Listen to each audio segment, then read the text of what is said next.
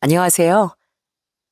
가장 가까웠던 사람의 몰락을 보게 됐던 40대 여자입니다.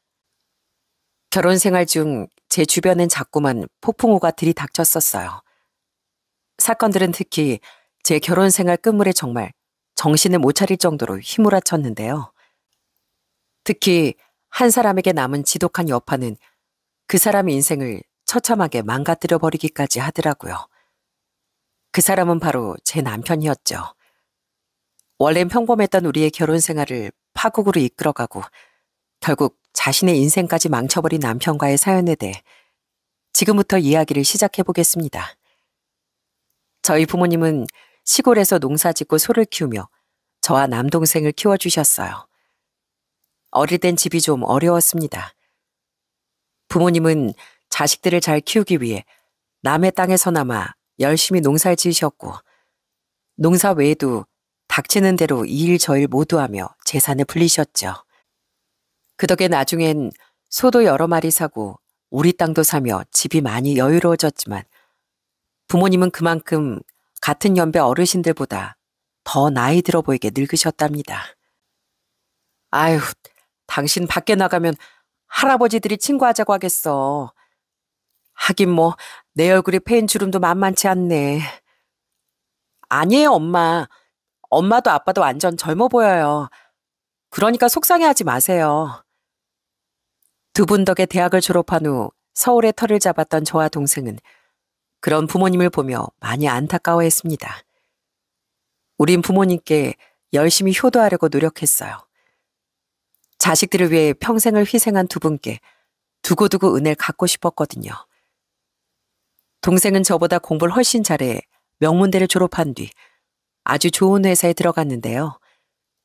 착하기도 정말 착해 부모님뿐 아니라 누나인 저까지도 잘 챙겨줬습니다. 전 30대 초반엔 저와 같은 평범한 직장인이던 남편과 결혼했는데 동생은 그때 축의금이라며 제게 무려 1,000만 원을 주기도 했어요. 동생이 3년 뒤 대형 영어학원 강사던 올케와 결혼할 때 저도 똑같이 축의를 하긴 했지만 그래도 동생에 대한 고마움은 여전했죠. 부모님은 우리가 결혼할 때 각각 1억 5천이라는 거금도 지원해 주셨어요. 모은 돈이 꽤 많았던 동생과 올케는 대출을 껴서 집을 살 수 있었지만 저와 남편은 그렇지 못했어요. 서울의 집값이 워낙 비쌌으니까요. 대신 우린 돈을 합치고 약간의 대출을 받아 아파트 전세에서 신혼을 시작하게 됐죠. 부모님의 도움이 아니었으면 서울에 그 정도 전셋집이나마 구하는 건 꿈도 못 꿨을 겁니다. 시댁은 친정에 비해 형편이 좋은 편은 아니라 저희를 도와주긴 힘드셨거든요. 어머님, 제가 잡채랑 갈비찜을 좀 많이 했는데요. 내일 토요일인데 혹시 외출 계획 있으세요? 따로 일정 없으시면 제가 그것들 좀 가져다 드리려고요. 같이 점심 먹고 저랑 남편이 드라이브도 시켜드릴게요. 하지만 어떻게 부모님 은혜를 돈에 비교할 수 있었겠습니까? 전 똑같이 소중한 내 부모님이다 생각하며 시부모님께도 친정 부모님에게만큼 잘하려고 노력했어요. 같은 서울에 있어 친정보다 더 자주 찾아뵐 수도 있었고요. 두 분은 그런절 많이 예뻐해 주셨답니다. 남편의 동생인 시누이들은 좀 얌체 같은 성격이었는데요. 두 사람은 제 동생과 달리 제가 결혼할 때 축의금도 한 푼 주지 않았었어요. 그런데 저와 남편이 결혼한 뒤 자신들도 차례차례 결혼하면서 우리에게 많은 축의금을 바라더라고요. 그래도 남편의 동생이니 전체 동생이다 생각하고 남편과 상의해 적당한 축의금을 주었습니다. 시누이들은 만족하지 못했는지 입을 좀 삐죽댔지만요. 시매부들도 똑같이 좀 얄미운 성격이라 외식만 하면 꼭 뒤로 빠지곤 하더라고요. 그래서 네 사람 모두 얄밉다고 생각하긴 했지만 또 대충 눈치를 주면 마지못해 계산할 때도 있었기에 그저 좋은 게 좋은 거다 하고 넘어가면서 그래도 사이좋게 지냈습니다. 여보, 우리 회사 아무래도 가망이 없는 것 같아. 어디 다른 회사에 먹힌다는 소리도 있고 요즘 월급도 계속 밀리잖아. 아직 애들도 어린데 나 더 늦기 전에 다른 살 길을 좀 찾아보려고. 결혼한 지 6년 뒤 남편은 회사 사정이 안 좋아지며 결국 퇴사를 결정했습니다. 이대로 가도 미래가 없다면서요. 그리고 그때 남편은 서울의 한 번화가에 크게 고깃집을 차리고 싶어 하더라고요. 거기가 원래도 잘 되던 고깃집인데 사장이 사정이 있어서 급하게 귀농하게 됐대. 그래서 권리금을 좀 싸게 해서 내놓게 된 거야. 거기 인수만 하면 바로 떼부자 되는 건 순식간이라니까. 물론 가게 사장이 너무 그대로 자기 가게를 이어가는 거 싫어해서 내부도 좀 손보고 리뉴얼도 해야겠지만 그래도 원래 잘 되던 고깃집의 위치도 대박인데 절대 망할 일은 없어. 여보, 나 믿고 나 한 번만 좀 밀어주라. 어? 남편의 말을 듣고 직접 그 고깃집 앞에 가보니 정말 손님이 문전성시를 이루고 있더라고요. 그래서 남편을 믿고 밀어주기로 했는데 문제는 그 가게를 인수해서 리모델링까지 하기엔 자금이 너무 부족했던 거예요. 그래서 그냥 포기하는 게 좋겠다. 다른 가게 알아보자고 말했었는데 어느 날 남편이 친정에 가서 제게 상의도 없이 이런 부탁을 하더라고요. 장인어른, 제발 저 딱 1억만 빌려주시면 안 될까요? 계속 눈독 들이고 있는 그 가게 제가 계약 안 하면 금세 누가 가로채 갈 거예요. 거기 인수만 하면 1억 금방 모아서 갚아드릴 수 있을 겁니다. 제가 이자까지 다 쳐서 갚을게요. 딱 2년만 빌릴게요. 저 정말 성공해서 처자식 모두 잘 건사하고 싶습니다. 제발 저 믿고 한 번만 도와주세요. 여보, 왜 나랑 상의도 없이 아빠한테 돈 얘기를 꺼내. 아빠, 그냥 못 들은 척 해주세요. 죄송해요. 당신한테 미리 말하면 반대할 게 뻔하니까 그렇지. 당신한테 정말 미안한데 나 그 정도로 간절해서 그래. 난 가난하게 자라는 게 얼마나 힘든지 잘 알아. 지금 나이도 경력도 다 애매해서 괜찮은 이직 자리 찾기도 힘든데 나 우리 아들들한테 자랑스러운 아빠가 되고 싶어. 너무 놀라 저는 남편의 등을 찰싹 내려쳤습니다. 남편은 제게 미안하다고 하면서도 끝까지 아빠에게 돈을 부탁하더라고요. 남편의 간절함을 눈여겨보신 아빠는 절 말리며 남편에게 돈을 빌려주겠다고 말씀하셨어요. 그래, 자네 말대로 2년 안에 그걸 갚겠다 이거지? 1억은 우리한테도 큰 돈이네만 자네가 그렇게까지 약속한다면 내 믿고 빌려주겠네. 무엇보다 자식들을 잘 건사하고 싶은 그 마음 나도 이해하니까. 감사합니다, 장인어른. 절대 실망시키지 않겠습니다. 정말 감사합니다. 남편은 굉장히 감사해하며 감격의 눈물까지 보이더라고요. 그리고선 아빠가 말을 꺼내시지도 않았는데 알아서 차용증까지 작성하더라고요. 아빠는 평소 친정에 잘하던 남편을 좋게 보고 선뜻 큰 돈을 내어주셨던 거예요.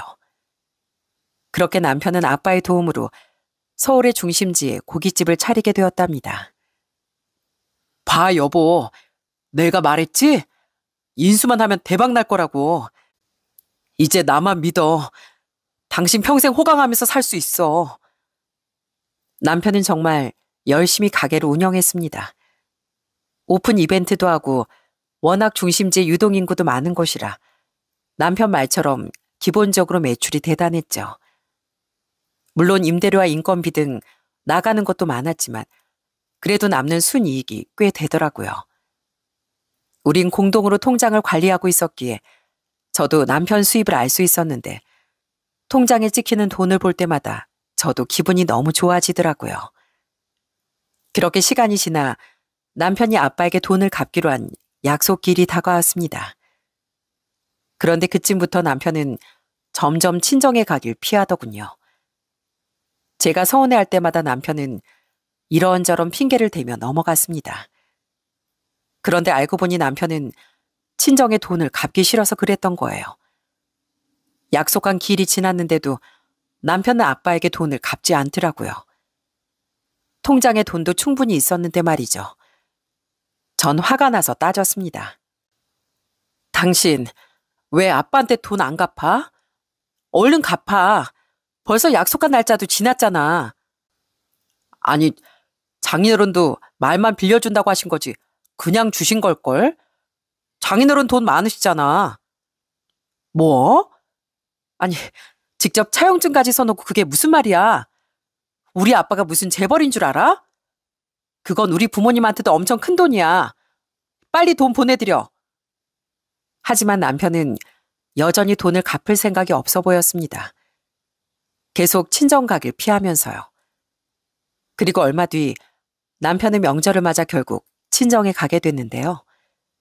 그때도 계속 어색하게 눈치를 보며 평소와 달리 입을 꾹 다물고 있더라고요. 아빤 그런 남편에게 결국 먼저 넌지시 돈 이야기를 꺼내셨습니다.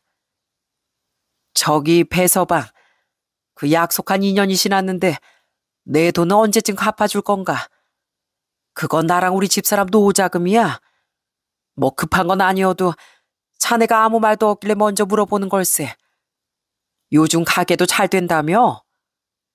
아, 벌써 시간이 그렇게 됐나요?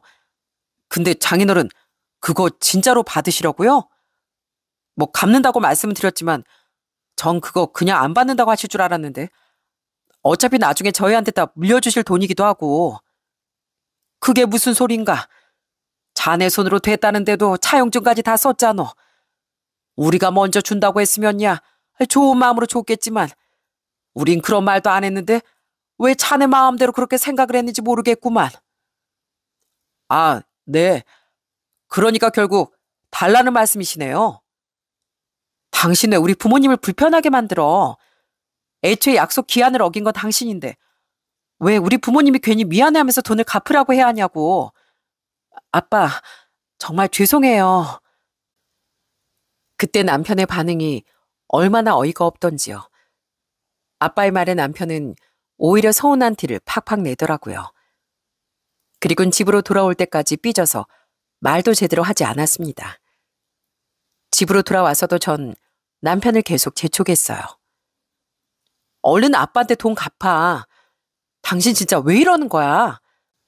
그거 완전 도둑놈 심보라고. 갚을 생각이 없었으면 애초에 빌리지 말았어야지.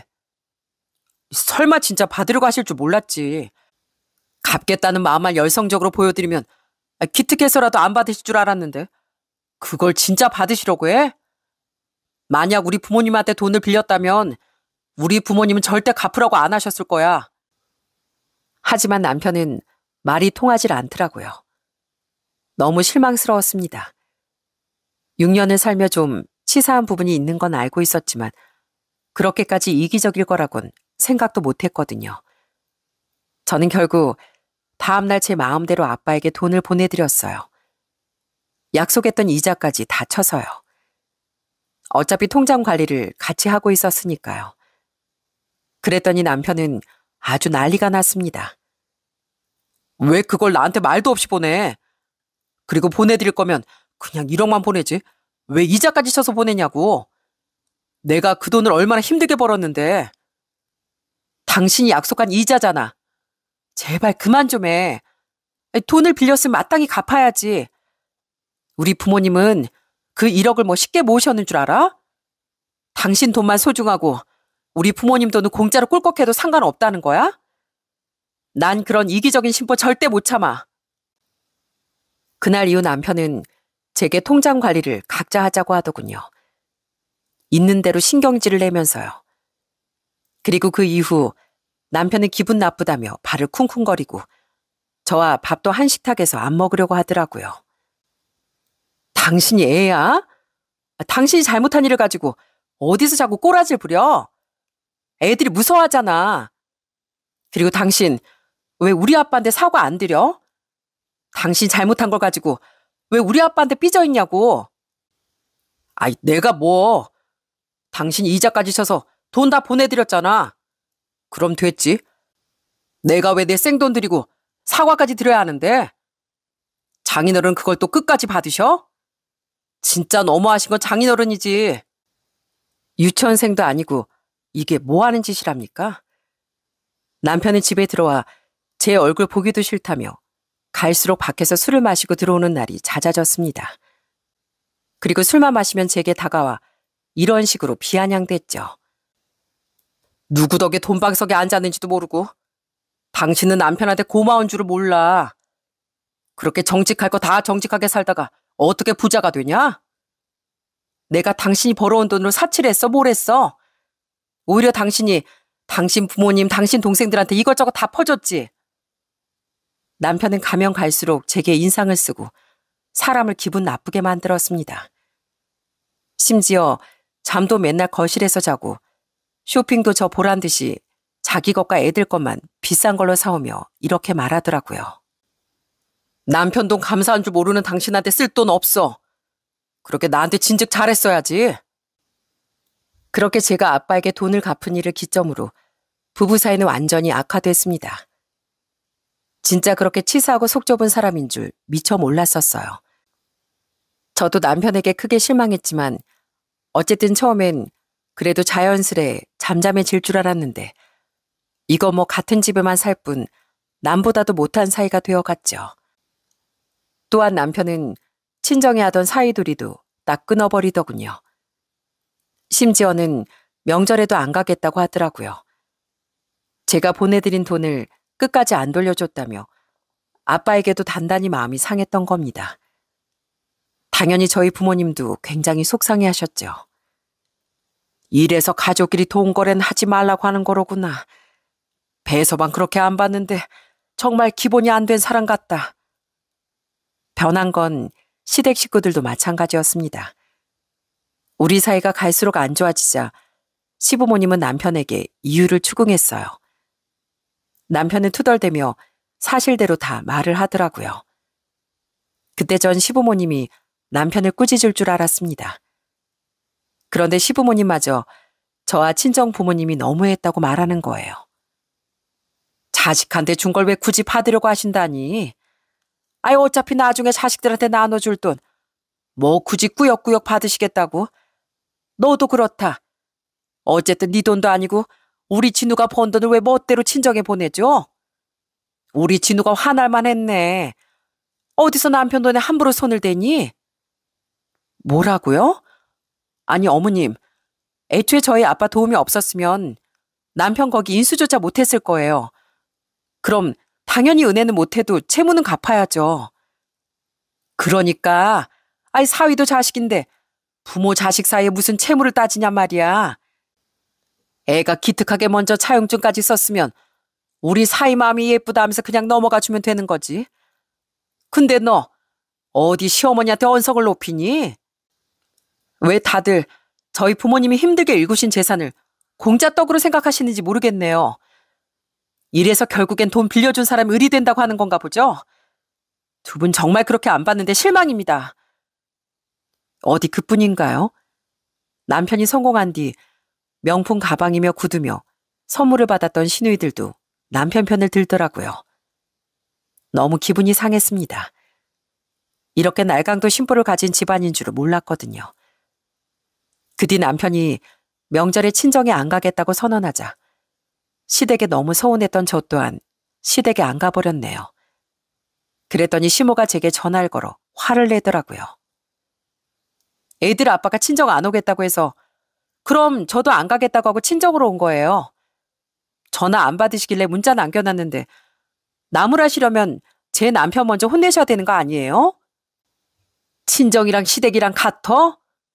어디 버리장머리 없이. 아내가 됐으면 남편 기분도 먼저 아양 떨면서 풀어줄 줄도 알아야지. 너 그렇게 개념 없는 애인 줄 몰랐다. 명절에 사인 처가에 안 가도 며느리 와서 도리를 다 해야 할 거 아니야. 너 돈도 우리 진우보다 한참 못 벌잖아. 그런 주제에 어디서 우리 진우하고 자꾸 맘먹으려고 들어? 요즘 같은 시대에 며느리하고 사이가 뭐가 다른 건지 전 전혀 모르겠네요. 그리고 우리 돈갈이 따로 한 지 꽤 됐고요. 똑같이 내는 생활비 외에 저 남편 덕본 거 하나 없습니다. 그리고 정말 돈으로 그렇게 우위를 정하자고 하면 전 당연히 어머님 아버님 댁에 더 안 가도 되겠네요. 결혼할 때 1억 5천이나 보태주신 저희 부모님이랑 어머님 아버님을 똑같이 대해드리면 안 되는 거니까요. 죄송하지만 전 이만 끊겠습니다. 저도 웬만하면 그렇게 되바라지게 굴고 싶지 않았는데 말도 안 되는 억지를 부리는 시모에게 너무 화가 나 참을 수가 없더라고요. 그래서 크게 말대꾸라곤 전화를 끊어버렸죠. 그렇게 우리의 결혼 생활은 엉망이 되어갔습니다. 그래도 제가 이혼이라는 선택을 선뜻 하지 못했던 건 남편이 애들에겐 여전히 잘했기 때문이었죠. 포악스럽게 굴다가도 애들이 무서워하잖아 하는 제 한마디면 흠칫하면서 애들에게 달려가 미안하다고 말하던 사람이었거든요. 또 적어도 애들에겐 이것저것 잘 챙겨주고 아이들 볼에 여전히 뽀뽀도 자주 해주던 사람이었고요. 남편이 변한 후 애들은 아빠를 좀 무서워하게 됐지만 그래도 여전히 아빠를 좋아했습니다. 그런 상태였기에 전 2년이라는 시간 동안 선택에 더더욱 신중해졌던 거죠. 남편이 아이들에게 못했으면 저도 뒤도 돌아보지 않았을 테니까요. 그런데 힘겨운 2년이라는 시간을 보낸 어느 날 저는 청천벽력 같은 소식을 듣게 됐습니다. 예, 윤정아, 진호가 글쎄. 엄만 제게 전화를 걸어 동생의 이름을 부르며 오열하시더군요. 그리고 이어진 엄마의 말을 듣고 전 당장 병원으로 달려갔습니다. 동생은 스스로 해서는 안 될 극단적인 선택을 해서 병원에 실려가 있었던 거예요. 소식을 들은 부모님은 너무 경황이 없던 나머지 서울에 다 도착해서야 제게 그 소식을 알리셨던 거죠. 엄마, 진호는요? 괜찮은 거예요? 무사하댄다. 조금 전에 깨어도 났어. 아휴, 우리 정말 심장이 내려앉는 줄 알았다. 다행히 동생은 일찍 발견되어 목숨엔 지장이 없었습니다. 치료 후 한동안 안정을 취하면 된다고 하더라고요. 제가 도착했을 때 이미 깨어나 있던 동생은 놀라서 병원으로 달려온 가족들을 보고 죄송하다며 흐느끼더라고요. 그리곤 그동안의 사정을 설명하기 시작했는데 우리가 모르는 사이 동생에게 너무 많은 일들이 벌어졌었더라고요.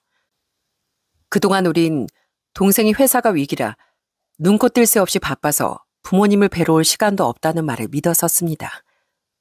그런데 알고 봤더니 동생에게 엄청난 일이 있었던 거예요.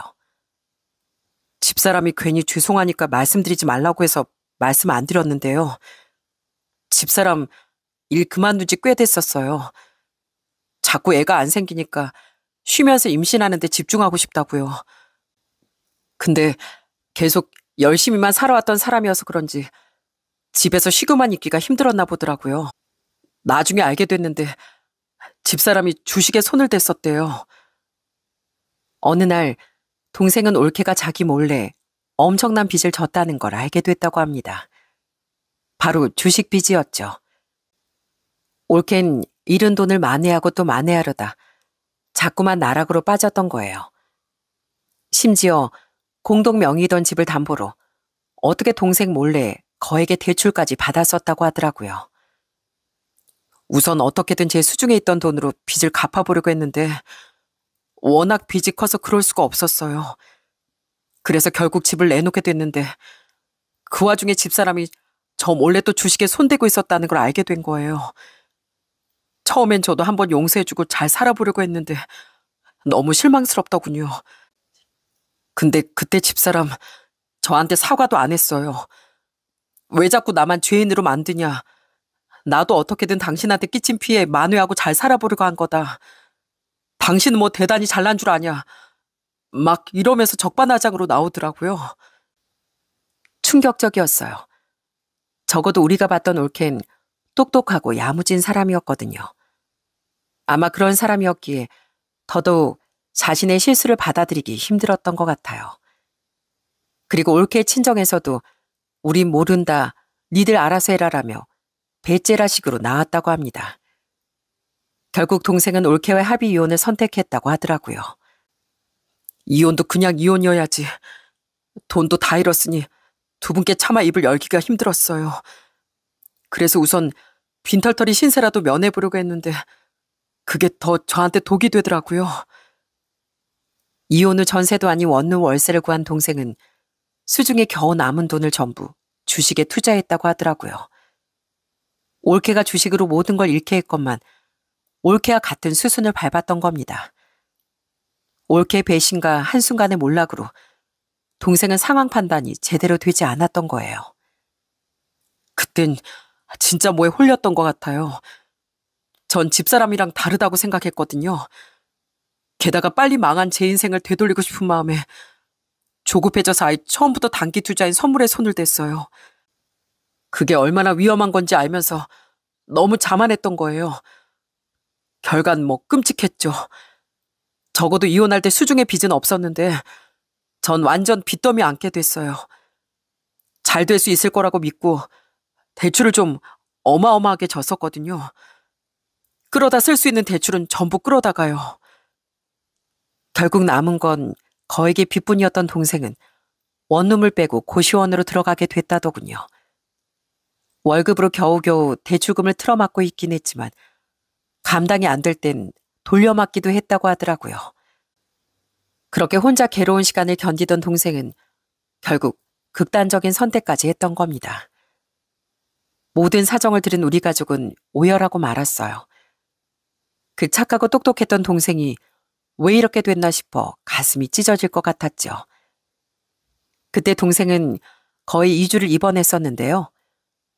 그때까지 남편은 문병은커녕 단 한 번 괜찮냐는 안부 연락도 하지 않았습니다. 너무 괘씸했죠. 동생이 입원해 있는 동안 전 최대한 시간을 빼서 동생을 챙겼습니다. 그나마 동생과 부모님에게 위로가 됐던 건 동생의 소식을 들은 올케가 찾아와 무릎 꿇고 사과를 했었다는 거예요. 미안해, 여보. 이게 다 나 때문이야. 예전엔 나도 너무 자존심이 상해서 뻔뻔하게 굴었던 건데 실은 나 당신한테 너무 미안했어. 죄송해요, 어머님, 아버님. 하지만 이미 올케가 돈을 갚을 수 있는 방법은 없었고 두 사람의 관계도 돌이킬 수는 없었습니다. 동생은 한동안 회사에 휴가를 냈어요. 몸도 몸이지만 심적인 안정이 절실히 필요한 상황이었으니까요. 부모님은 그런 동생이 퇴원한 뒤 친정집으로 데려가 보살피기 시작하셨죠. 부모님은 동생이 또 나쁜 생각을 할까봐 크게 걱정하셨는데요. 그런 두 분은 결국 자식을 지키기 위해 그동안 쌓아온 모든 걸 희생하기로 하셨습니다. 두 분은 노후 자금에 더해 땅도 급하게 팔고 소도 파는 등 집 빼고 거의 모든 재산을 싹싹 긁어 동생의 빚을 갚아주셨던 거죠. 그만큼 동생의 빚이 정말 엄청났거든요. 죄송해요, 어머니, 아버지. 저 같은 불효자식이 또 어디 있겠어요? 아니다, 아니야. 이렇게 살아줬잖니. 그거면 됐다. 자식들 때문에 평생 고생하면서 사셨는데 또 자식 때문에 힘들어진 부모님을 보며 너무 가슴이 아팠습니다. 그런데 바로 얼마 뒤 또 다른 사고가 발생하더군요. 엄마, 아빠는요? 아빠는 어떻게 되셨어요? 아직 수술 중이다. 왜 자꾸 우리 집안 이런 날벼락이 떨어지는 거니? 아빠에게 그만 큰 사고가 났던 겁니다. 아빠는 평소 트럭을 몰고 다니셨는데요. 운전을 하다 갑자기 튀어나온 동네 할머니를 피하려고 핸들을 급격히 꺾으셨다고 해요. 그때 그만 옆에 전봇대에 부딪혀 큰 사고가 났던 거고요. 제가 놀라서 서울에서 친정지역 병원까지 달려갔을 때 엄마 동생은 수술실 앞에서 하염없이 흐느끼고 있더라고요. 사고의 원인이었던 할머니는 미안한 마음에 병원까지 찾아와 가족들에게 사과를 하고 계셨죠. 미안합니다. 정말 미안해요. 늙으면 죽어야지. 내가 뭐가 급하다고 거길 뛰쳐나가서는. 그런 할머니가 원망스러웠지만 할머니가 무단횡단 같은 걸 하신 것도 아니었기에 법적으로 보상받기도 힘든 상황이었어요. 심지어 자식들 먼저 다 앞세우고 홀로 힘들게 사시던 분이라는 엄마의 말에 원망의 말을 참아 계속 퍼붓기도 어려웠죠. 크게 다치셨던 아빠는 수술은 무사히 끝났지만 아직 의식을 찾지 못하셨습니다. 그런 아빠는 중환자실로 옮겨졌고 동생은 병원 바닥에 무릎 꿇은 채 하염없이 오열했습니다. 누나, 아버지 잘못되시기라도 하면 어떡해. 내가 불행을 몰고 온 거야. 난 이게 다 나 때문인 것 같아. 말도 안 되는 자책하지 마. 이건 그냥 사고야. 이게 왜 너 때문이야. 다행히 생명이 위험한 고비 넘기셨다잖아. 아빠 곧 깨어나실 거야. 이럴 때일수록 네가 엄마한테 더 의지가 되어드려야지. 남편에게 연락을 남겼지만 역시나 남편은 아빠의 안부조차 묻지 않더라고요. 그때 전 비로소 이런 인간과 더는 못 살겠다는 이혼 결심을 했고요. 아무리 남편이 애들을 아낀다고 해도 그런 인간 아래선 아이들도 배울 게 없겠다 싶더라고요. 전 우선 아이들 때문에 서울로 돌아왔습니다. 그리고 고민 끝에 엄마에게 제 통장에서 2천만 원을 보내드렸어요. 전 전화로 엄마에게 그 사실을 알렸죠. 엄마, 제가 2천만 원 보냈어요. 그걸로 우선 아빠 수술비랑 병원비 보태세요. 아니, 예, 왜 이런 걸 보냈어? 엄마랑 아빠 진우한테 다 줘서 돈도 없으시잖아요. 안 그래도 병원비 때문에 걱정하실 거 다 알고 있었어요. 엄마, 엄마랑 아빠 옆엔 항상 제가 있으니까 불안해하지 마세요. 아빠도 꼭 깨어나실 거예요. 아빠 강한 분이시잖아요. 어차피 이혼할 생각이었고 우린 돈 관리도 따로 하지 않았습니까? 남편 또한 시댁을 멋대로 챙기고 살았으니 저도 제 마음대로 부모님을 도와드렸던 거예요. 그런데 제가 방에서 통화하는 소리를 거실에 있던 남편이 들은 모양이더군요. 통화가 끝나자마자 남편은 방문을 벌컥 열며 소리를 질렀어요. 당신 방금 그 전화 뭐야? 당신 멋대로 우리 돈 빼돌렸어? 아무리 통장 관리 따로 해도 그렇지. 이건 나한테 허락 맡아야 되는 거잖아. 왜 내 돈을 당신 부모님 돈 데 써야 하는데? 뭐? 돈 관리 각자 하자고 한 게 누군데? 이건 내 돈이고 내 돈으로 우리 부모님 병원비 보태드린 게 뭐가 어때서? 당신 우리 집 상황 몰라? 어떻게 이 마당에 그런 말을 해? 장인어른이 나한테 1억 갚으라고 얼마나 독촉하셨어? 난 아직도 그 앙금이 안 사라져. 분해서 더더욱 돈 안 갖고 싶었는데 당신이 홀랑 이자까지 쳐서 보내버리는 바람에 아직 부하가 치민다고. 분이 안 풀려서. 남편은 아직도 저희 아빠에게 앙금을 품고 있었던 겁니다. 저희 아빠 목숨이 경각에까지 달렸던 마당에 진짜 뭐 이런 짐승만도 못한 인간이 다 있나 싶더라고요. 독초? 오버하고 있네. 당신이 꼭 갚겠다고 입을 싹 닦아서 우리 아빠가 딱 한번 물어보신 거잖아, 한 번. 약속을 했으면 지켜야지. 그게 무슨 도둑놈 신보냐 말이야. 그리고 당신은 뭐 당신 가족들 여행 보내주고 명품 사주고 할 때 나한테 허락받고 보냈니? 아니잖아. 당신 가족한테 들어간 돈 다 합하면 2천만 원 좋게 넘고도 남아. 난 그만큼 벌잖아. 대관절 애초에 처남 때문에 전 재산 다 써버린 장인 장모님을 왜 내 돈으로 도와야 하냐고. 당장 그 돈 도로 찾아와. 안 그럼 이혼인 줄 알아. 난 당신 집에 내 돈 10원짜리 하나 들어가는 거 용납 못하니까. 하지마 용납. 나 안 그래도 더는 당신하고 못 살겠으니까. 당신처럼 은혜도 모르는 인간을 바로 짐승만도 못하다고 하는 거야. 애초에 우리 부모님 도움 아니었으면 이 땅값 비싼 서울에 이런 전셋집을 어떻게 얻고 살았겠어? 애초에 우리 부모님이 돈 안 빌려주셨으면 당신이 가게 차릴 수나 있었겠냐고. 그런 주제에 말도 안 되는 놀부심보나 부리면서 고마운 줄도 모르는 당신 같은 인간 내가 먼저 차버리려고 했다고. 사람이 사람이랑 살아야지. 어떻게 금수하고 살 수 있겠어? 이혼해. 당장 하자고. 이혼이란 말을 꺼낸 남편에게 저도 지지 않고 맞받아쳤습니다. 더 웃겼던 게 뭔지 아시나요? 자기가 먼저 이혼하자더니 제가 덥석 이혼하겠다고 대답하자 아주 발광을 하더라고요. 이혼이 쉽냐? 쉬워? 당신은 애들 엄마 자격도 없는 사람이야. 누구 마음대로 이혼이야? 난 애들 위해서라도 당신하고 절대 이혼 못해. 그러니까 빨리 가서 돈 찾아오라고. 빨리. 진짜 머리가 어떻게 됐어? 이혼하기 싫다는 사람이 자기 처가 식구들이 어떻게 되든 말든 병원도 한 번은 안 와보고 아내를 투명인간 취급하면서 사니? 난 절대 그 돈 안 찾아올 거고 당신이랑도 무조건 이혼할 거야. 애들 위해서라도 당신처럼 엉망인 아빠는 옆에 없는 게 나으니까. 이 집 우리 부모님 덕에 얻을 수 있었던 집이야. 당장 여기서 나가. 진짜 뭐 하자는 건가 싶더라고요. 전 절대 못 나간다고 버티던 그놈을 잡아 끌고 짐도 다 내던지며 집에서 기어코 쫓아버렸습니다. 어차피 시댁도 서울이었으니 거기로 꺼지라면서요. 그런데 남편은 기어코 더 큰 폐악을 부렸더군요. 엄마에게 전화가 걸려와서 알게 된 건데 그놈은 가뜩이나 상심했던 엄마에게 이런 문자를 보냈다고 하더라고요. 장모님, 장인어른 병원비 하라고 집사람이 보내드린 돈, 그건 제 돈이나 마찬가지거든요. 부부끼리 네 돈 내 돈이 어디 있습니까? 그러니까 좋은 말로 할 때 일주일 안에 그 돈 갚으세요. 아시겠어요? 그래도 가족이니까 제가 일주일 말민 드리는 겁니다. 엄만 어떻게 배서방이 이렇게까지 나올 수가 있냐며 서럽게 흐느끼셨어요.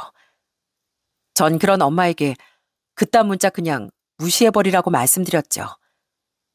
그리곤 그놈의 목소리도 듣기 싫어 그놈에게 문자로 쌍욕과 저주를 퍼부어줬어요. 이 귀신도 안 잡아갈 놈아.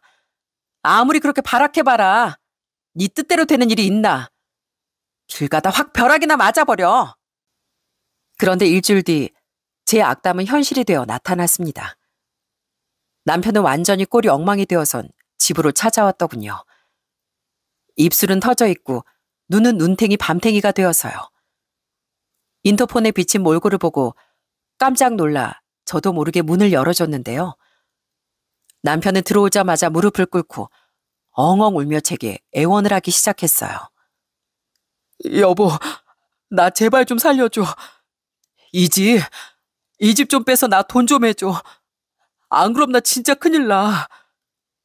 뭐야, 얼굴은 왜 그래? 대체 무슨 일인데?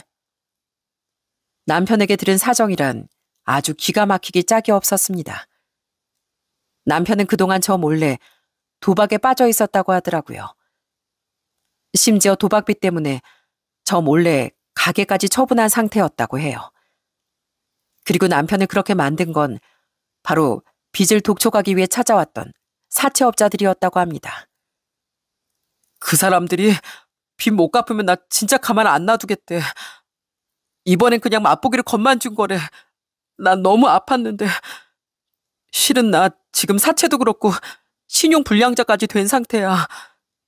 그래서 당신이 장모님께 2천만 원 보냈을 때도 그렇게 발을 동동 굴렀던 거야. 남편은 1년 6개월 전 체인점 사업 핑계로 접근했던 한 남자로 인해 불법 도박에 손을 댔었다더군요. 처음엔 돈을 벌어서 아주 신이 났었다고 합니다. 판돈을 크게 걸었던 만큼 수익도 컸으니까요.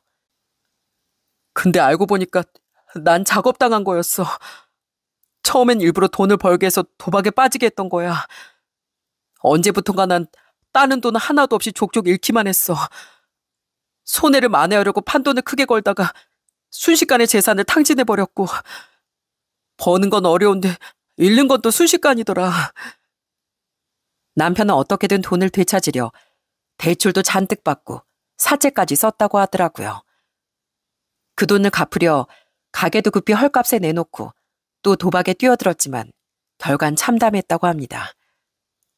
남편은 제게 출근하는 척 도박장에 드나들다 겨우 갚았던 대출을 또 받았고 겁도 없이 전에 돈을 빌렸던 사채업자들에게까지 또 거금을 빌렸다고 하더라고요. 결국엔 그것까지 다 잃고 당신한테도 돈을 좀 달라고 하려고 기회를 엿봤어. 근데 그 와중에 처남한테 일이 생기니까 막 짜증이 나는 거야. 사람 말도 못 꺼내게 왜 하필 그 타이밍에 그런 짓을 해가지고. 근데 그 와중에 당신이 장모님한테 그런 큰 돈까지 보내드리니까 내가 눈이 뒤집혀 있었어. 그래서 이혼 얘기까지 꺼냈는데 당신이 덥석 그러자고 해서 얼마나 놀랐다고. 그 엄청난 사실들을 제게 감쪽같이 숨겨왔던 남편에게 소름이 다 돋더라고요. 어쩐지 언젠가부터 시누이들이나 시부모가 은근히 뭘 사달라 용돈 좀 달라고 해도 전과 다르게 난색을 표하더니 바로 그런 배경이 있었던 거더라고요. 그나마 다행이었던 건 살고 있던 전셋집은 제 앞으로 되어 있었기에 남편이 보증금을 건들지 못했던 겁니다. 당신이 애들을 끔찍이 생각했으니까 이혼하자고 하면 겁먹고 돈을 찾아올 줄 알았지. 근데 설마 날 쫓아내기까지 할 줄은. 여보, 제발 나 좀 살려줘. 그 사람들 진짜 무서운 사람들이야. 그 돈 빨리 안 갚으면 진짜 나 어떻게 될지 몰라. 저는 제발 살려달라고 애원하던 남편을 싸늘하게 바라봤습니다. 그리고는 그 울음소리가 좀 잦아들자 단호하게 거절을 표시했어요.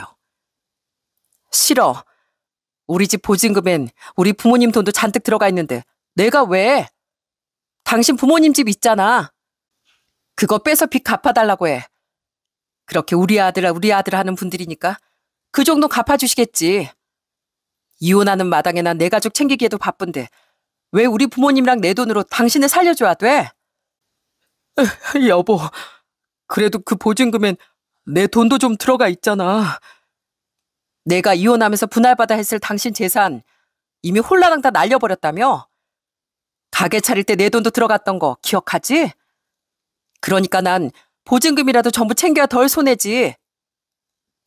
그럼 전셋집 보증금 말고 당신 돈이라도 좀 빌려줘. 당신 돈 있으니까 장모님한테 2천만 원씩 턱턱 보낸 거 아니야. 싫어, 싫다고. 당신 우리 아빠가 위독하시든 말든 신경 안 쓰고 당신 도박비만 생각하면서 우리 엄마한테 그딴 문자까지 보냈잖아. 근데 난 왜 당신을 살려줘야 돼? 역지사지 좀 해봐.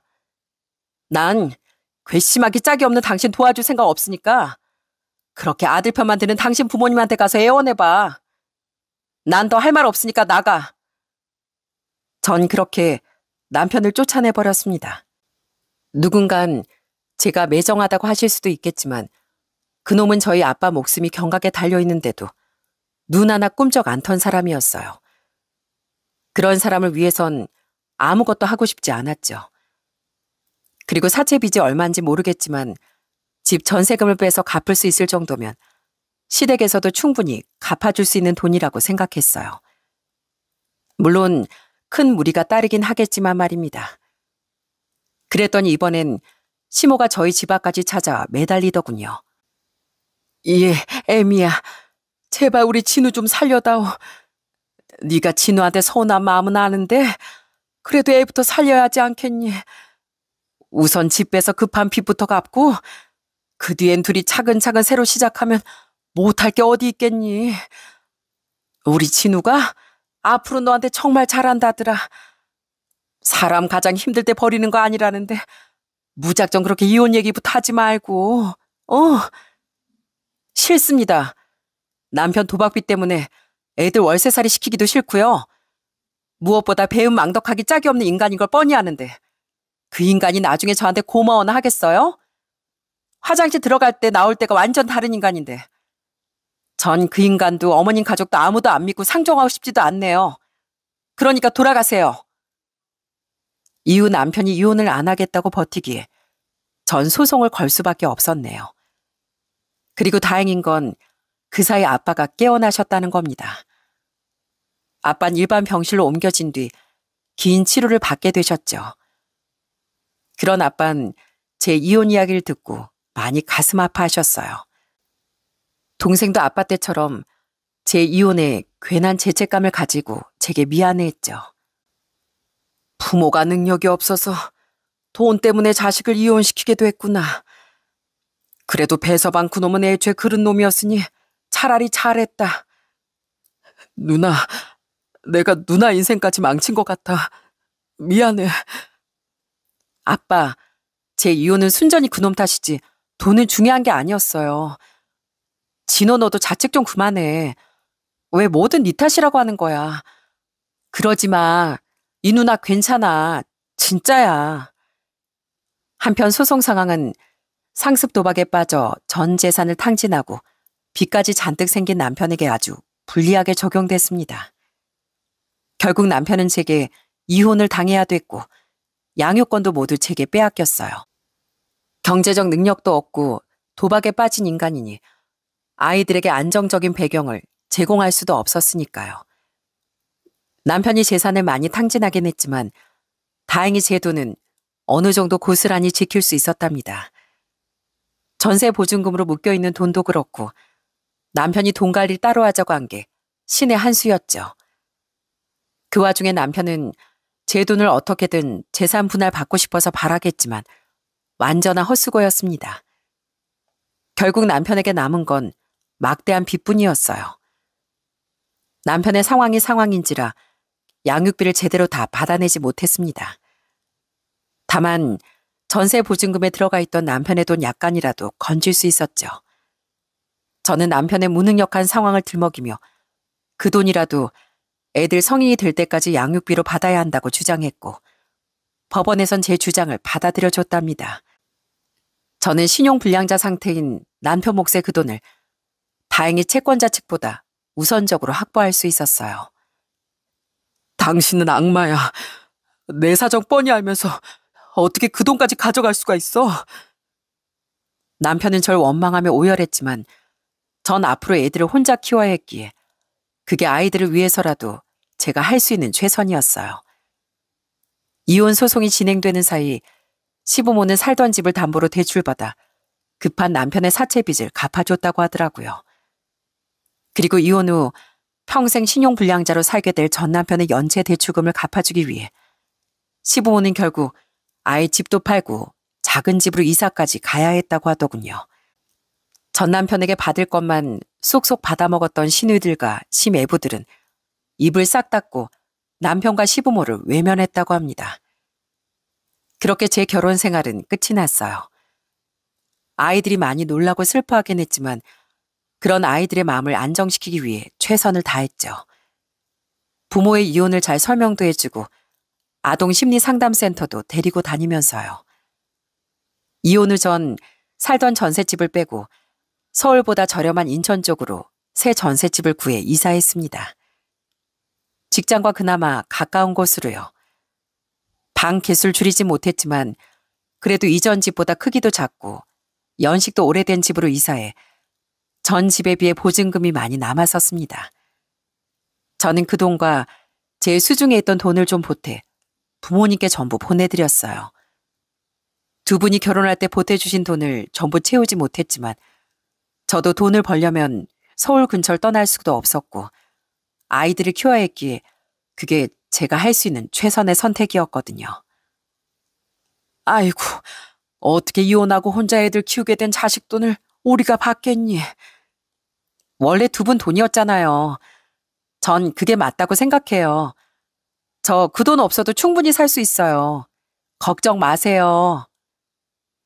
다행히 아빤 연세에 비해 회복이 빠르셨고 퇴원 후 건강은 더 빠르게 좋아지셨답니다. 그리고 전 인천으로 이사 온 후 휴가를 마치고 다시 회사에 복귀하기 위해 서울에 또다시 고시원을 구해 살고 있던 동생을 집으로 불렀죠. 동생을 거두기 위해 전 방 개수를 줄이지 못했던 겁니다.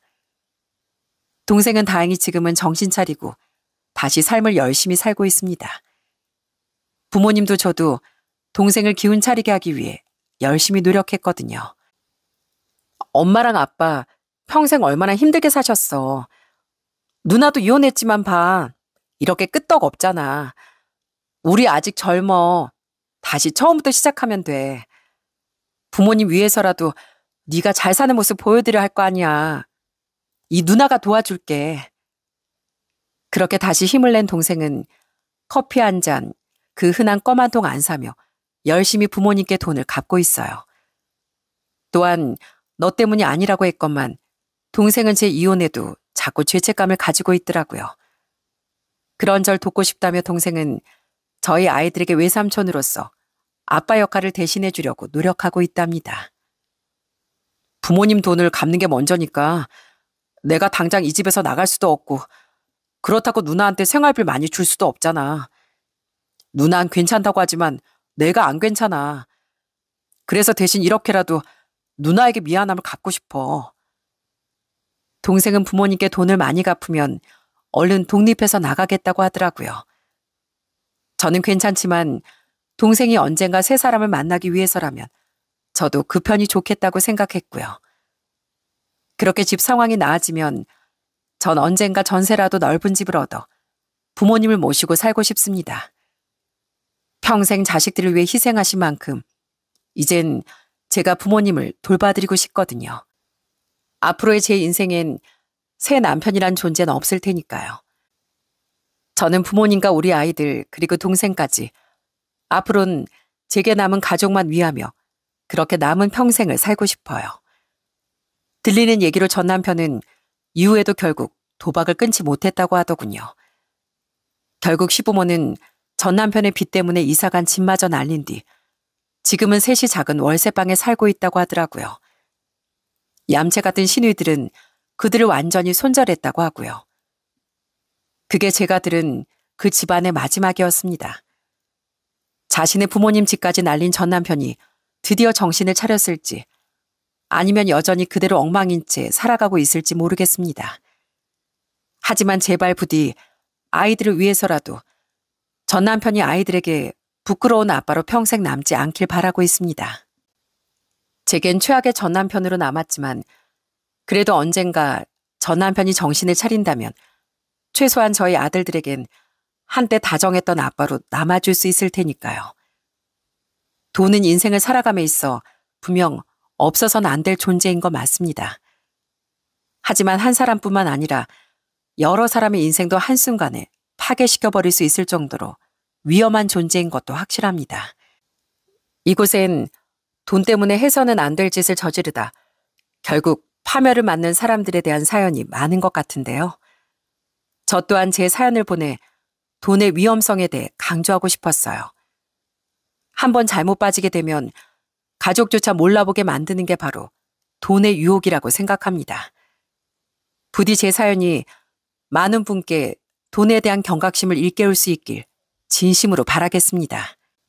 그럼 전 이만 여기서 인사를 드려야겠네요. 제 사연 들어주셔서 감사드립니다.